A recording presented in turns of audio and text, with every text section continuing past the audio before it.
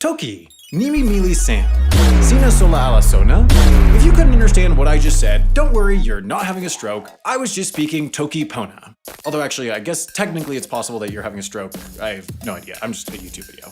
Comprised of 120 words, oh my god! A new language you can learn in a matter of hours, 30 on average, as long as you have an internet connection and nothing better to do than learn a language you heard about in a YouTube video. Created by Canadian linguist and translator Sonia Lang, Toki Pona, the Toki derived from the English word talk and Pona derived from the Esperanto word Pona, literally means language of good because it's super hard to whine or complain if you've only got 120 words to choose from. So how exactly does a language with only 120 words work? Let's start with letters, which are like words, but smaller. Unlike the 26-letter Roman alphabet, Toki Pona has only 14 letters with 9 consonants and 5 vowels. The consonants are based off of the English letters P, T, K, S, M, N, L, J, W, and the vowels are based off the phonetic Spanish vowels A, E, I, O, and U, since these letters can be pronounced by most people regardless of language, and each word's first syllable is emphasized regardless of vowel placement.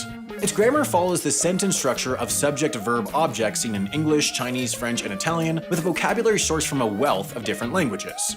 These articles help clarify sentences, but because Toki Pona doesn't have tenses, genders, or numbers included, it can be harder to parse out ambiguous sentences. The sentence "I am eating" appears relatively easy to construct in Toki Pona, which sounds like mi moku. But if you're around a group of cannibals who also speak Toki Pona, saying mi moku could spell trouble since the word moku means eat and food, and they would hear I am food. There are also 4 types of sentences: statements, wishes or commands, questions, and interjections. Interjections, by the way, are the only one-word sentences and can be any of these words. Because of its intuitive, easy-to-learn structure, Toki Pona sentences get straight to the point.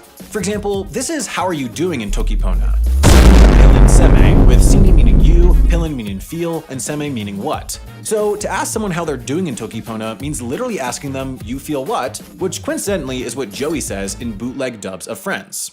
But while having a limited vocabulary limits miscommunication, only the basics can be communicated. There's also no room for polite speech. If you want to say thank you, you're stuck with Pona, which is a generally positive affirmation more than an expression of gratitude. There are the 5 words you can describe colors with, and these are the 3 words that describe numbers. If there's 1 of something, you can say one, if there's 2, you can say 2, and if there are more than 2, you say more for many, meaning that any number between 3 and infinity is the same. And if you're trying to describe your morning routine, it could get complex real fast. Describing something in Toki Pona takes a lot more words and careful structuring. This means talking in Toki Pona relies heavily on noun phrases, which always come after the words they describe. To say "I love bricks," for example, would sound like this: Poki lohe li poki tawa, which directly translates to "red box on wall is lovely to me." If you wanted to talk about your coffee, you'd have to get pretty creative because there's not even a word for plain old drip coffee, which would make talking about your Starbucks triple shot caramel macchiato with foam incredibly difficult.